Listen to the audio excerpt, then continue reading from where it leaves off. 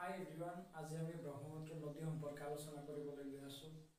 ব্ৰহ্মপুত্ৰ নদীৰ উৎপত্তি স্থল ক'ত? ব্ৰহ্মপুত্ৰ নদীক চাইনাত কি নামেৰে জনা যায়? ব্ৰহ্মপুত্ৰ নদীক ভাৰত অসমত কি নামেৰে জনা যায়? ব্ৰহ্মপুত্ৰ নদীক বাংলাদেশত কি নামেৰে জনা যায়? এই সম্পৰ্কে ডিটেইলছ ইনফৰমেশ্যন দিবলৈ অশেষ চেষ্টা কৰি আছো এইটো ভিডিঅ'ৰ জৰিয়তে। গতিকে আমি ফাৰ্ষ্টত লিখিছো ব্ৰহ্মপুত্ৰ ৰিভাৰ। ব্ৰহ্মপুত্ৰ ৰিভাৰ তো ব্ৰহ্মপুত্ৰ ৰিভাৰ সম্পৰ্কে আলোচনা কৰিবলৈ গ'লে অতি ফাৰ্ষ্টত ব্ৰহ্মপুত্ৰ নদীৰ অৰিজিন সম্পৰ্কে আমি গম পাব লাগিব যে what is the origin of the Brahmaputra river. Brahmaputra নদীৰ অৰিজিন ক'ত বা উৎপত্তি স্থল ক'ত? আমি যদি ব্ৰহ্মপুত্ৰ নদীৰ উৎপত্তি স্থলে জানিব লাগে, অতি ফাৰ্ষ্টত আমি এখন ঠাইৰ বিষয়ে জানিব লাগিব, যাৰ বিষয়ে ক'ব লাগিব, সেইটো হৈছে আংশী গ্লেচিয়াৰ। সেই জাগাখনৰ নাম হৈছে আংশী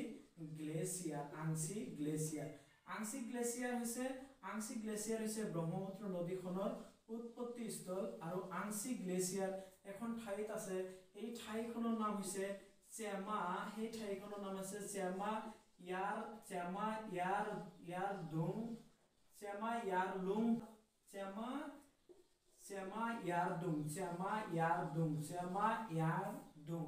আৰু এই চেমা ইয়াৰডুংখন আমাৰ যি মানস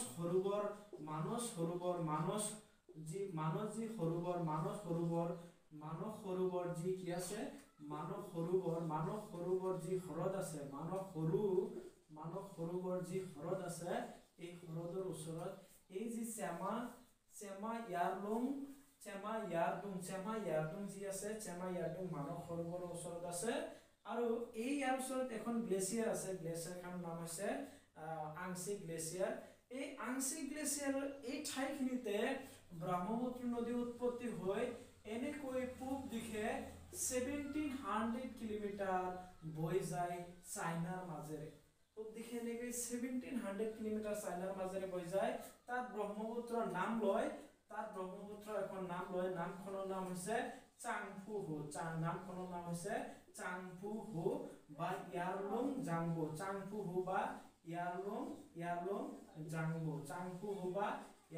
জাংবো।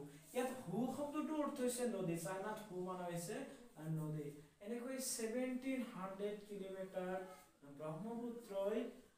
ব্ৰহ্মপুত্ৰই চাইনাৰ মাজেৰে অতিক্ৰম কৰি চাইনাৰ মাজেৰে এনেকৈ এনেকৈ দক্ষিণমুৱাকৈ অৰুণাচল প্ৰদেশত ব্ৰহ্মপুত্ৰ নদী অৰুণাচল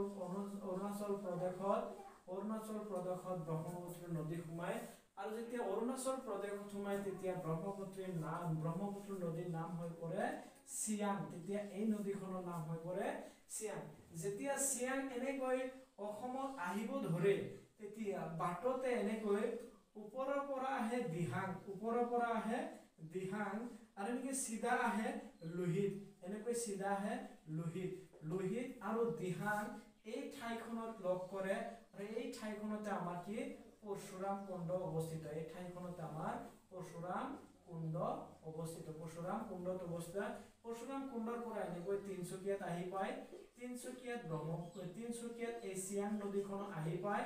যেতিয়া তিনচুকীয়া অসমৰ মাজেৰে এনেকৈ অতিক্ৰম কৰে, তেতিয়া তিনচুকীয়াৰ আহি পৰাৰ লগে লগে ইয়াৰ নাম হৈ পৰে ব্ৰহ্মপুত্ৰ নদী। তেতিয়া এই যে চিয়াং নদীখনৰ নাম হৈ পৰে ব্ৰহ্মপুত্ৰ নদী। এনেকৈ আহি বাংলাদেশত লগ কৰে। বাংলাদেশত এই ব্ৰহ্মপুত্ৰ নদীখনৰ নাম হৈ পৰে যমুনা। ই আছিল অৰিজিনৰ পৰা আংশী গ্লেচিয়াৰৰ পৰা আহি এনেকৈ ব্ৰহ্মপুত্ৰ নদী অৰুণাচল মাজেৰে সোমাই এনেকৈ অসমত আহি পায়। আৰু অসম অতিক্ৰম কৰি যেতিয়া বাংলাদেশত সোমাই তেতিয়া ইয়াৰ নাম হৈ পৰে যমুনা। আৰু যমুনাৰ পৰা ব্ৰহ্মপুত্ৰ নদী ইফালে গংগাৰ পৰা আহি ব্ৰহ্মপুত্ৰ নদী বংগোপসাগৰত পৰেহি। ব্ৰহ্মপুত্ৰ নদীৰ ই আছিল অৰিজিন। নেক্সট আমি আলোচনা কৰিম ব্ৰহ্মপুত্ৰ নদীৰ বেচিন বা অৱবাহিকা সম্পৰ্কে। ব্ৰহ্মপুত্ৰ নদীৰ মুঠ অৱবাহিকা হৈছে 5,80,000 বৰ্গ মাইল। 5,80,000 বৰ্গ মাইল বা কিলোমিটাৰ অৱস্থিত।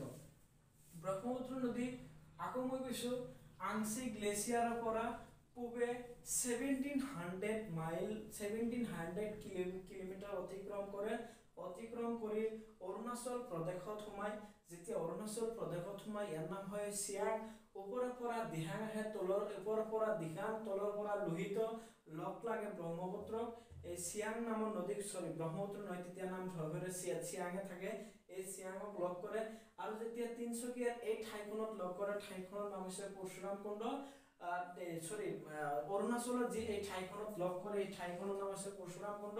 তাৰ পৰা যি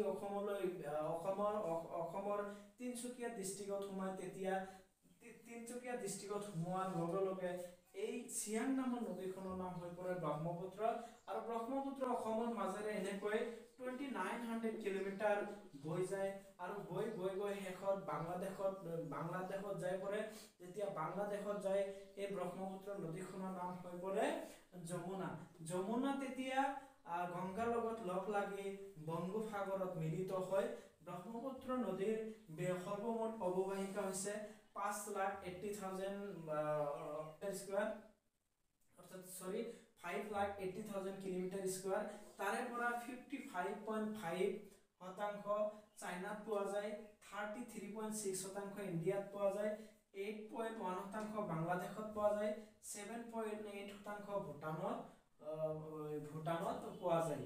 ইয়াৰ উপৰি ব্ৰহ্মপুত্ৰ নদী পৃথিৱীৰ সৰ্ববৃহত্তম নদীদ্বীপ মাজুলী ব্ৰহ্মপুত্ৰ নদীতে অৱস্থিত। আৰু মাজুলী মাটিকালি হৈছে 654 কিলোমিটাৰ স্কয়াৰ। আৰু পৃথিৱীৰ আটাইতকৈ সৰু নদীদ্বীপ উমানন্দ ব্ৰহ্মপুত্ৰতে অৱস্থিত। আৰু উমানন্দ মাটিকালি হৈছে 13 বৰ্গ মাইল। এই ব্ৰহ্মপুত্ৰ নদী অসমৰ জীৱন ৰেখা বুলি কোৱা হয়।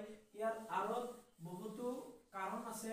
তাৰে ভিতৰত বিশেষ কিছুমান কাৰণ হ'ল যে অসমৰ যি অৰ্থনৈতিক ব্যৱস্থা বা অসমৰ যি সভ্যতা সংস্কৃতি, এই সভ্যতা সংস্কৃতিত ব্ৰহ্মপুত্ৰ নদীৰ বাৰুকৈ কি আছে প্ৰভাৱ আছে। ইয়াৰ উপৰি প্ৰতি বছৰে ব্ৰহ্মপুত্ৰ নদীৰ অসমত বিশেষ অসম তথা ইয়াৰ লগতে অন্য প্ৰান্তত বিশেষ বানপানীৰ সৃষ্টি কৰে বা বিশেষ কাৰণত ব্ৰহ্মপুত্ৰ নদীয়ে ক্ষতি সাধন কৰে। তাৰ দুটা মেইন কাৰণ আছে। কাৰণ দুটা হ'ল যে ব্ৰহ্মপুত্ৰ নদীৰ অৰিজিন 5,000 মিটাৰ ওপৰত, ইয়াৰ অৰিজিন 5,000 মিটাৰ ওপৰত। আৰু ই যি পানী অসমলৈ বৈ আহে নানান চ'ৰ্চৰ পৰা, ব্ৰহ্মপুত্ৰ নদীৰ পানী কালেকশ্যন কৰি অসমলৈ যে বৈ আহে, তাত কি 100 মিটাৰ তলত যে 5,000 মিটাৰৰ পৰা 100 মিটাৰ তললৈ যে পানী বৈ আহে, পানীৰ যি প্ৰেছাৰ হয়, এই প্ৰেছাৰৰ কাৰণে দুয়োফালৰ পৰা পাৰবোৰ ভাঙিবলৈ ধৰে, দুয়োফালৰ পৰা শিল বালি ইত্যাদিবলৈ ইয়াৰ যি বুকু, নদীৰ যি বুকু আছে, নদীৰ বুকুত জমা কৰে। ফলস্বৰূপে নদীৰ বুকু সিমান পানী লৈ যাব নোৱাৰে। বাৰিষাৰ সৃষ্টি, তেতিয়া বাৰিষা কালত পানীভাগ বোৱাই যেতিয়া লৈ যাব নোৱাৰে, তেতিয়া ই কি কৰে, বাৰিষা কালত যেতিয়া পানীভাগ বোৱাই লৈ যাব নোৱাৰে, তেতিয়া বিশেষ কি কৰে, ক্ষতি সাধন কৰে। ইয়াৰ উপৰিও যে 1950 চনত অসমত এক ডাঙৰ ভূমিকম্প হৈছিল। এই ভূমিকম্পৰ ফলত ব্ৰহ্মপুত্ৰ নদীৰ যি বুকুভাগ ওপৰ ফালে উফন্দি উঠিছে। আৰু বুকুভাগ ওপৰ ফালে উফন্দি উঠাৰ ফলত যি পানী বৈ যাব লাগিছিল, সেই পানী বৈ যাব নোৱাৰে। ই অন্য দ্বিতীয় কাৰণ হিচাপে কি হয়, ই বানপানীৰ সৃষ্টি কৰে। ব্ৰহ্মপুত্ৰ নদী পৃথিৱীৰ ভিতৰত 15 দীৰ্ঘতম নদী আৰু 15 লংগেষ্ট আৰু 6 লাৰ্জেষ্ট বুলি কোৱা হয়। 15 লংগেষ্ট আৰু 6 লাৰ্জেষ্ট বুলি কয়। লংগেষ্ট মানে পৃথিৱীৰ লাম্বাৰ ক্ষেত্ৰত ই 15 নম্বৰ, লাৰ্জেষ্ট মানে মোটাৰ ক্ষেত্ৰত ই 6 নম্বৰ পজিশনত আছে। তথাপি ব্ৰহ্মপুত্ৰ নদী গেট কঢ়িয়াই লোৱাৰ ভিতৰত ব্ৰহ্মপুত্ৰ নদী পৃথিৱীৰ ভিতৰত দ্বিতীয় স্থান অৱস্থান কৰি আছে। আৰু ভাৰতৰ ভিতৰত আটাইতকৈ মোটা নদীখনৰ নাম হৈছে আমাৰ ব্ৰহ্মপুত্ৰ নদী। ব্ৰহ্মপুত্ৰ নদীক চাইনাত চাংপোহু বুলি কোৱা হয়, অসমত ব্ৰহ্মপুত্ৰ বুলি কোৱা হয়, অৰুণাচলত চিয়াং বুলি কোৱা হয়। এনেকৈ ব্ৰহ্মপুত্ৰ নদী কি কৰিছে, সভ্যতা সংস্কৃতিলৈ নিজৰ প্ৰভাৱ পেলাইছে। Thank U.